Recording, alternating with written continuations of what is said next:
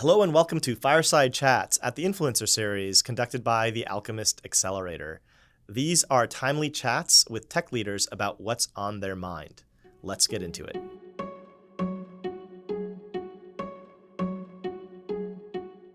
Gnani, it's great to have you at the Influencer Series here today. Gnani is one of the most beloved coaches at Alchemist, but has a storied history in Silicon Valley before Alchemist. Gnani was involved with several amazing ventures, Selectica, Oracle, and most famously, you were one of the original team members of Apogee as the head of product of Apogee, which got eventually acquired by Google for over $625 million. Now, Gnani is sort of viewed as one of the celebrity coaches in Silicon Valley and also chairs at Alchemist the GenAI community and is one of the partners at Alchemist as well. So it's so good to have you here, Gnani, at the Influencer Series. I'm curious, you're leading one of the roundtables today and leading a perspective on enterprise GenAI and teammates and agents. Can you share what the headline is of the thesis that you're presenting today? Sure. So thanks for inviting me, Ravi. The topics which I am going to discuss was data scientist, AI teammate in healthcare. Mm-hmm. So in the last 5 years, I worked in two companies where I observed the data scientist team from a life insurance company as well as in the healthcare. So one of the problems what I see was the data scientist, if I look at the healthcare has a complex data and then vast amount of data stored in systems like a EHR where they have 30,000 tables. But data scientists spend over 70 to 80% of the time on the data preparation, whereas their main task is analyze the insights. Mm-hmm. I have seen it in healthcare. I have seen it in life insurance company. Mm-hmm. Why? Because the data complexity. The data scientist needs to browse through thousands of tables, create a SQL to extract the data. Other thing is domain expertise. If in healthcare, there are a lot of medical terminologies which the data scientist should learn. And then other thing was what we found out was a siloed knowledge. In an average data team size of 40 to 50 people, the SQL queries which were created, it was not shared among the other team members. So they were not able to enforce compliance also, because since that centralized information was not available. I observed these things both in healthcare as well as life insurance. And then this is a great opportunity for the AI teammate to go and play the role, because with that, with the GPT, they can automate majority of the task what the data scientist was doing. And is that dirty data cleaning effectively? Is that a lot of what ChatGPT is doing that you would want them to do? No, it's not a data cleaning. It's more about the data extraction. Okay. So I will give a scenario, real world scenario. Let us take if the physician is asking for a request to a data scientist, give me the list of patients where I changed the medication to Victoza that had side effects. This is a simple question. But if for complex questions, data scientists will take more weeks or months to do it. Uh-huh. There are two concepts I'm trying to explain here. Yeah. The medical terminologies. Data scientist doesn't know that Victoza is meant for type 2 diabetics. Uh-huh. And then physician prescribed that medicine after they maxed out on the primary medication metformin. Okay. And then when do they prescribe it? After getting the A1C blood test. So you, as a data scientist, they don't know these information. To have an informative conversation with the physicians, they need to get that information. Right now, what do?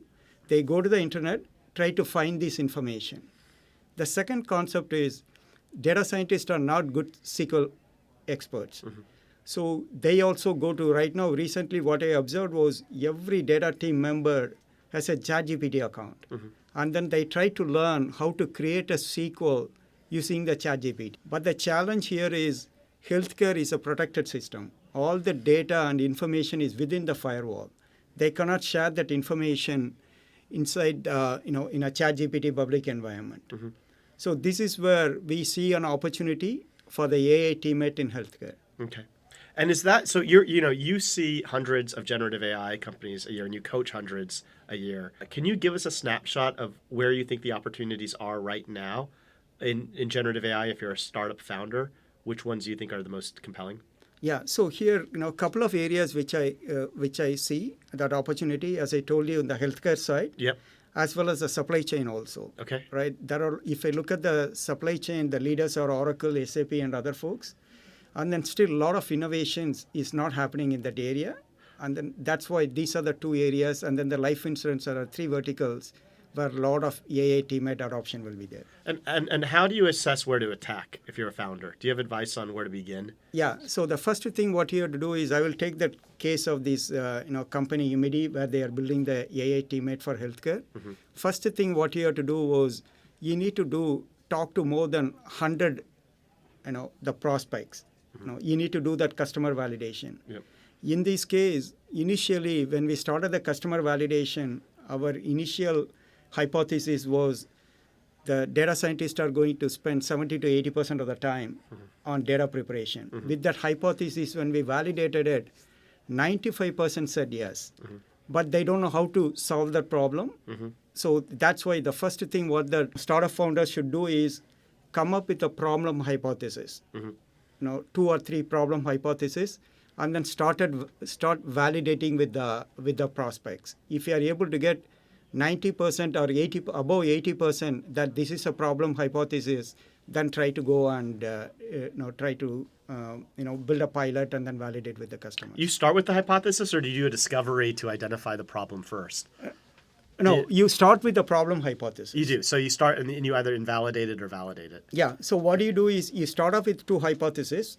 And then one hypothesis may have, let us take 50% response. Another hypothesis will have a 20% response. You drop the second one. You always do the A/B testing. Oh, so you're A/B testing parallel hypotheses, and you're branching. And then with the one that has the 50%, you're going to do different permutations of that until you get that even further up. Exactly. Is that the idea? Exactly.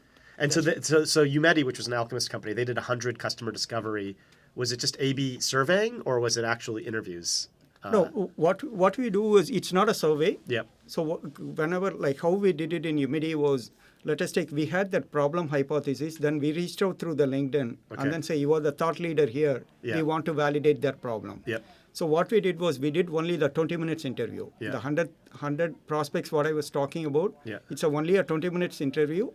What we ask in that question is, do you agree with this problem hypothesis? Yeah. They are going to say yes or no. If they say no, tell me what are the top 3 problems you are trying to solve. Okay. Then we will also derive. If these 3 problem hypothesis doesn't match what the industry is looking for, we will go and change it. Okay. So within these 3 verticals, these opportunities that we talked about before, healthcare, supply chain, and what was the third? Life insurance. Life insurance. Mm-hmm. The protocol is really just to start with discovery, just to do okay. And then you find the salient pain point to attack. Yeah. Across all the hundreds of companies that you've coached now, can you distill what the major mistakes are that are the biggest pitfalls that you see founders make that could help future founders not make? Yeah. So the first thing what I see in all the startups was they don't do enough customer discovery and validation. Okay. They go and start with the technology, and then they try to build a product, and then they try to sell it. One of the key things what they have to do is they have to do the problem validation. Problem hypothesis validation. Customer discovery and validation is the first thing they need to do. Second mistake. So validate. I just really want to underscore that because it's like a classic mistake. But just validate that the problem exists before you build the product. Exactly. Okay. So second thing, what I tell them was, don't build the product. What you do was build the wireframe, build a prototype and wireframe. Try to validate with the customers.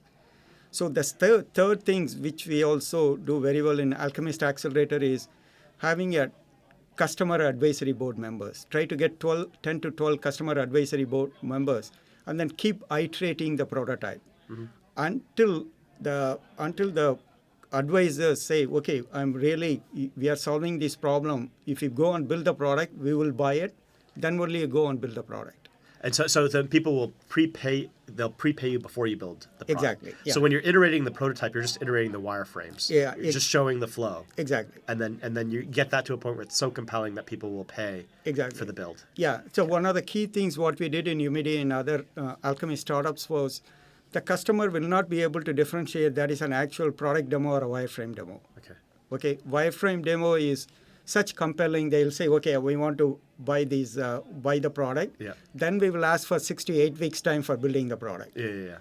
And are you fooling the customers when you're doing that? Are you actually? No. Are So you you are validating, right? Yeah, Still, but you're transparent with them that these are wireframes, that it's not the real prototype. You're not trying to Exactly. pull a slick one. Okay, terrific. And is there, if there was, I know right now that you are playing the coach role. If you were to join a company, if a company would seduce you to join them full time, what type of company right now would there be that would make you so compelled to join? Yeah. So one thing what I look for is strong technical founders. Yeah. Okay. So they should have a unique differentiation as a technical founder, technical team. For me, it's easy to go coach, how to sell it. Yeah. Right. One of my expertise, founder-led sales. Yeah. So I'm also a fractional executive, growth executive for 3 companies. Yeah. They have a strong technical team, and then I go and advise them on the product strategy and then how to get that 5 to 10 customers. Are there any unintuitive insights or any hot takes that you have on how to assess if the technical team is significantly strong? So there are 2 aspects to it, right? So for me, how do I assess the technical teams? First, I will try to find out what is their unique differentiation. For example, in this case, right? Yeah. For Umidi's case, there is a strong technical founder. Yeah. And then other founder also has a domain expertise on the healthcare. Okay. But what they lack was they don't know how to get their first 5 to 10 customers, and then how to get into a new market like US. That's a value coaches like me can add. But what you're looking for significant technical is this both just raw technical chops and then domain expertise. Exactly. Okay. Yeah, and then one more point which I want to reiterate here is, which is also valid for startup founders, is, I have a lot of supply chain domain expertise. Yeah. Okay, so from the investor perspective as well as customer expertise, when you are evaluating the domain expertise, I may have my background in supply chain. Yeah. But if the new startup founders who is building on supply chain, the best way to get that same domain expertise like Gnani used to interview 200 prospects in that area. Yeah. Once they are able to get that, they will have that same knowledge like what Gnani has, are the people who has more than 10 years of experience. Okay, so you can get there with 200. And is there any final 6-word takeaway that you would give an aspiring AI founder? Yeah, for an AI founder, it's the same thing for any startup founder. Idea is cheap, execution is everything. Okay, idea is cheap, execution is everything. Yeah. Terrific. Thank you so much, Gnani. It's always so good to talk to you. You always drop many pearls of wisdom. So thank you so much. Thank you, Ravi. Okay. Yeah. Bye. And that's our show. Thanks for listening. Please stay tuned for more discussions as well. You can also check out our website, alchemistaccelerator.com, to learn more about the Alchemist Startup Accelerator program and to get in touch. We'd love to hear from you.